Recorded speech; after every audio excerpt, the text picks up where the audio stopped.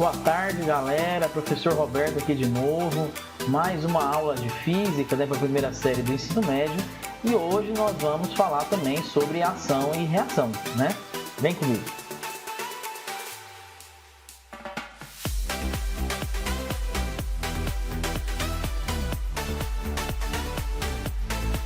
Então, pessoal, veja só, aqui nós temos o princípio da ação e reação, né, que é a terceira lei de Newton.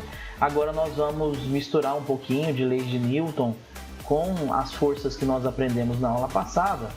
É importante, né, a gente relembrar que lá no nono ano vocês já viram, né, as três leis de Newton, né? A primeira lei de Newton, o princípio da inércia. Segunda lei de Newton, força igual a massa vezes aceleração. E a terceira lei de Newton, que é essa aqui, que é o princípio da ação e reação. Bom, no princípio da ação e reação, para toda força aplicada existe uma força contrária.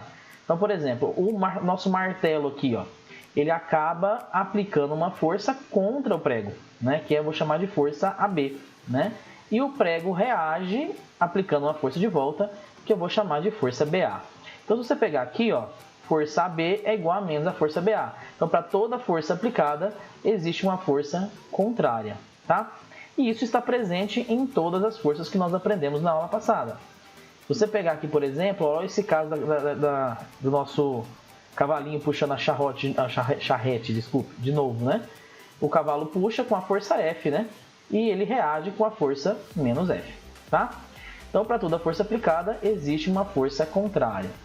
Aqui, por exemplo, nós temos mais um exemplo de ação e reação, né? Nós temos aqui um planeta, né, um corpo astronômico aqui, onde eu sei do planeta aqui, né?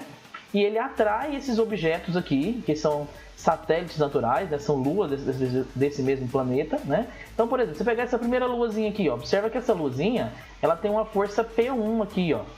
Ela esse planetinha, esse satélite natural, essa lua, é atraída pelo planeta, mas esse planeta também é atraído pela lua. Pode observar que tem duas forças aqui, ó. Aqui também tem duas forças, menos P3 e P3, que é o peso, né? E que você tem mais uma força aqui e outra aqui.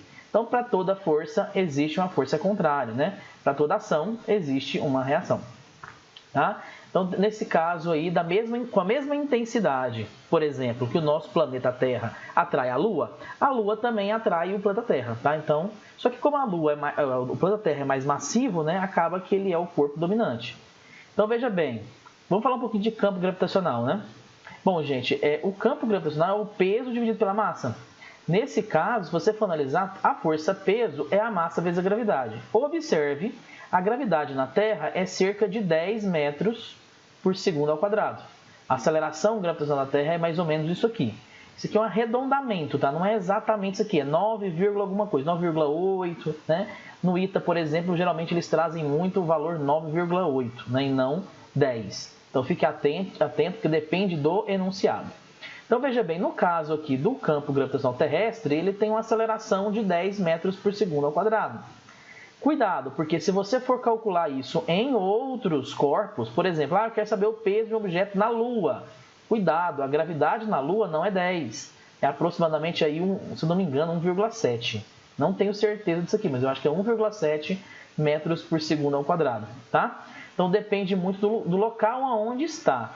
Depende muito do corpo astronômico onde o objeto se encontra para determinar a força-peso. Porque lembre-se que a força-peso, né, como ela é a massa vezes a gravidade, o que nós temos aqui? Ó? Veja bem, a massa é dada em quilograma e o peso, como é força, é dado em newtons. Tá? Então fica bastante atento a esses detalhes. Porque, por exemplo, quando ele te fala, existe um corpo de massa 20 kg aqui na Terra. Qual é o peso desse corpo? Então, nesse caso, se é 20 kg, vamos pegar aqui, ó. Então, nosso peso, então, vai ser a massa, que é 20, vezes a gravidade da Terra, que é 10. Então, tem um peso de 200 newtons, tá? Então, bastante cuidado com esse enunciado, tá? Porque massa é quantidade de matéria e peso é essa matéria vezes a gravidade, tá bom? Vamos passar aqui para frente. Vamos falar aqui de algumas ações e reações aqui. Ó, essa pessoa aqui, ela está empurrando a parede, ela está aplicando uma força aqui contra a parede, tá vendo? E a parede reage de volta para não permitir que as mãos dessa pessoa afundem na parede, né? Então, nós chamamos isso aqui, lembra da aula passada, de força normal, né? Aqui nós temos o plano, né? E forma aqui um ângulo de 90 graus, sendo então considerado uma força normal. Se você pegar aqui, por exemplo, esse balão, a situação é parecida, ó. Você tem aqui o teto, né? O balão está empurrando para cima, na verdade, o balão está empurrando aqui para cima, ó. Então, esse aqui é a força que o balão faz contra a parede, e a parede reage com uma força normal aqui, formando um ângulo de 90 graus, ó, aqui é a força normal, tá vendo? Então, a força normal sempre é perpendicular e ela está, no caso, reagindo ao contato de alguma superfície, né? Então, ó, vamos descer aqui, vamos falar por último de atrito, né? Porque atrito é muito importante, atrito é um tipo de força também. Atrito também é uma força de contato, tá? Então, por exemplo, no caso dessa pessoa aqui, ela acaba empurrando o chão para trás para acabar deslocando para onde? Para frente, tá? Então, nesse caso aqui, essa pessoa está utilizando da terceira lei de Newton, ação e reação. Ela empurra o chão para trás para se mover para frente, tá? Então, terceira lei de Newton, ação e reação. Tudo bem? Se não houvesse o atrito com o chão, por exemplo, nós não conseguiríamos andar, parar, aumentar a velocidade, diminuir a velocidade, correr, a gente não conseguiria esses detalhes, tá? Então, nesse caso, tudo depende da terceira lei de Newton. Nesse caso de cordas, a terceira lei de Newton também está presente em cordas. Observe que você tem uma força T puxando a corda para a direita e ela reage aqui com a força menos T. Então, ó, T menos T, tá? Então, você tem uma corda aqui, você está puxando a corda para cá, né? Então você está puxando ela para cá, mas a corda também está exercendo uma força contrária para o outro lado. Tudo bem? Seguindo aqui com as ideias, da mesma forma é a força elástica, né? Lembra na aula passada? Essas anotações aqui são da aula passada. Se você pega essa mola é puxada para a direita, então ela reage para a esquerda. Tudo bem? Eu vou pegar os exercícios aqui e já volto. Estamos aqui de volta, né? Peguei os exercícios aqui no livro de vocês e nós vamos resolver esses exercícios juntos, tá? E aí eu passo alguns exercícios para casa ao término dessa aula. Então veja bem, gente, nós vamos analisar aqui cada questão, vou explicar aqui, eu não vou falar sobre a resposta de cada um, vou exemplificar, vou tentar explanar o máximo possível do conteúdo deste capítulo aqui. Então, abre aí, por favor, aplicando conhecimentos. Deixa eu ver que página que é, na página 164, tá? Então, abre aí seu material poliedro na página 164 e vamos juntos aqui resolver os exercícios. Veja bem, gente, ele pede para te assinalar como verdadeiro, né? V para verdadeiro e F para falso em cada uma das alternativas a seguir. Então, ó, para existir força é preciso que um corpo tenha contato com o outro. Gente, ó, se você pegar aqui, para existir força é preciso o contato. Olha aqui, o contato. Pensa no planeta Terra, né? O planeta Terra está aqui, a Lua está aqui. O planeta Terra atrai a Lua, assim como a Lua também atrai a Terra, né? Mas não há um contato entre os dois. Isso é uma força de campo que a gente chama, né? Então aqui é falso. Pode existir também força de campo, tá? Para existir força, são necessários dois corpos. Gente, para existir força, sim, são necessários dois corpos. Não tem como um corpo ele fazer força sobre ele mesmo. Então isso aqui é verdadeiro, tá? Verdadeiro. Com base na física, está correto afirmar que um corpo possui muita força. Gente, espera aí. Que um corpo só, ele pode possuir força? Não. E muita força, peraí, mas muita força é uma coisa abstrata, assim, uma coisa relativa. Muita força quanto? 100 newtons, 1000 newtons, 10 mil newtons, 1 milhão de newtons? Então depende também do contexto de que quanto, como assim muita força? Então isso aqui eu vou colocar como sendo falsa, tá? Um corpo pode aplicar força em outro sem ter contato, né? Essa aqui vem validando aquela ideia nossa aqui, ó, de campo gravitacional, né? O campo gravitacional terrestre, por exemplo, ele não tem contato com a gente. E mesmo assim, ele nos atrai, então é verdadeiro. Um corpo pode sim aplicar força em outro corpo sem ter o contato, né? Vamos agora para a quinta alternativa, né? Em uma mola, a deformação que ela sofre é proporcional ao quadrado da força que causou a deformação. Gente, como é que eu pegar a força aqui, ó? Em uma mola, vamos pegar aqui, digitar aqui a nossa força elástica é igual a K vezes X, né? Lembra que tem um menos, né? KX, né? Essa aqui é a nossa força elástica, né? Então, veja bem, ele disse que em uma mola, a deformação que ela sofre é proporcional ao módulo da força que causou a deformação. A deformação é essa aqui, ó. Então, se você isolar ela, ó, vai ficar X igual a F sobre menos K, né? Esse menos aqui é só para informar que tem sentido contrário, na verdade nem precisaria colocar ele. Mas X é igual a F sobre K, né? Pensa o seguinte, ó, o X e a força são grandezas o quê? Diretamente proporcionais, então é verdadeiro também, tá? Pega a próxima questão aqui, ó, força normal e força de atrito são componentes de uma mesma força de contato entre dois corpos. Gente, a força de normal e a força de atrito são forças que dependem do contato de dois corpos, então isso aqui também é verdadeiro, tá? A força de atrito é sempre contra o movimento do corpo, né? Se você pegar essa questão aqui, se o objeto vai para frente, pega uma caixinha, por exemplo, né? Pega uma caixinha em cima da superfície. Você empurra ela para frente, né? Automaticamente sua força de atrito aqui, ó, tá para trás, tá? Então essa aqui também é verdadeira. A força de atrito sempre é contrária ao deslocamento de um corpo. A força de atrito é contra a tendência de deslizamento da superfície dos corpos em contato.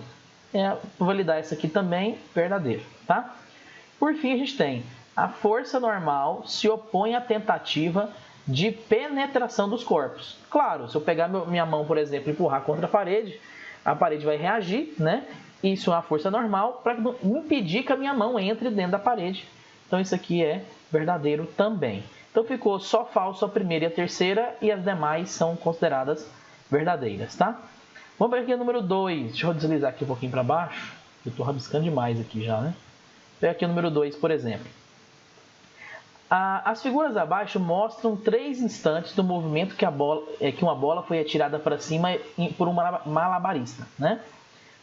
Nesse caso aqui, o que o malabarista, fez? Ele pegou a bola, jogou essa bola para cima, tá? E eu quero analisar que força que está presente nessa bola nas 3 situações. Na primeira situação, quando a bola estava subindo, né? Quando a bola está subindo, qual que é a força que atua sobre essa bola? Para cima? Que força empurra ela para cima? Nenhuma. Só a força peso que puxa ela para baixo, ó. Quando ela está num ponto mais alto da trajetória, que força que puxa ela para baixo? Peso de novo. Observa que é o seguinte, ó, a bolinha, inclusive, ela sobe parando. Ela sobe diminuindo a velocidade, vai parando, chega no ponto mais alto, para e aí começa a descer de novo. Aqui, ó, nesse caso aqui também, é a força peso para baixo que está descendo e aumentando a velocidade. Então, nos 3 casos, só tem força peso. Não tem uma outra força atuando nesse corpo. Então, nesse caso, você vai marcar a letra A. Tudo bem? Vamos pegar aqui agora a questão 3. Deixa eu limpar essa tela aqui. Não, vou deixar assim mesmo. Pega a questão 3 aqui, ó.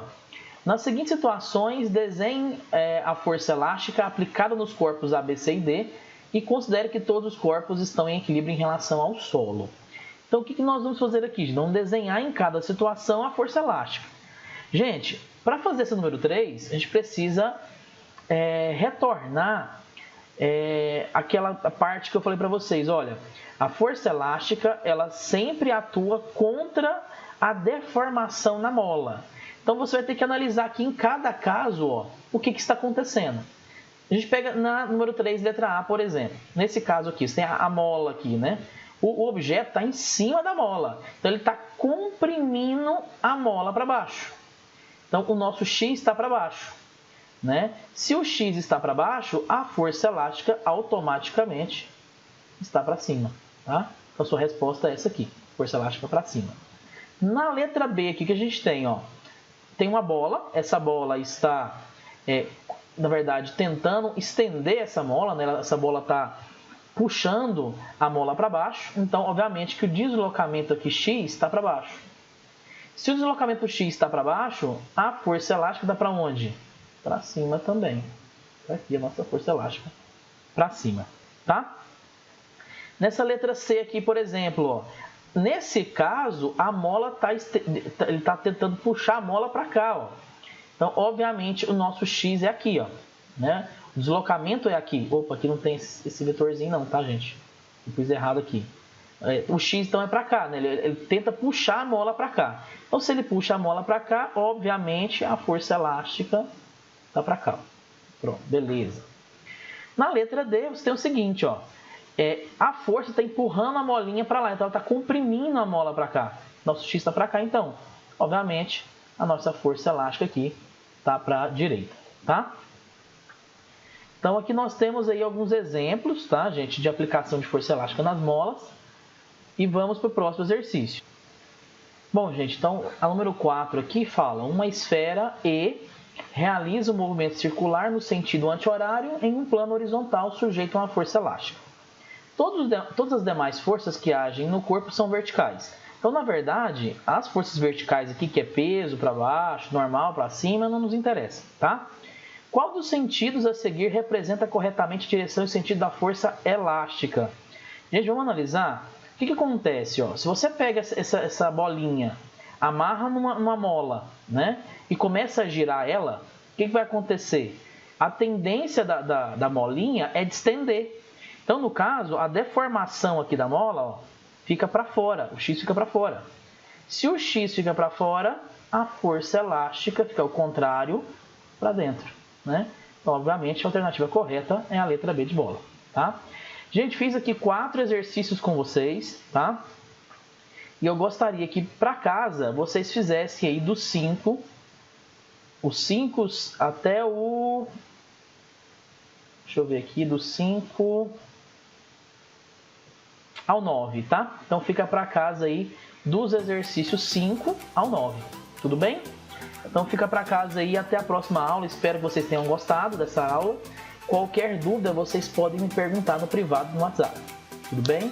Um abraço e até a próxima aula.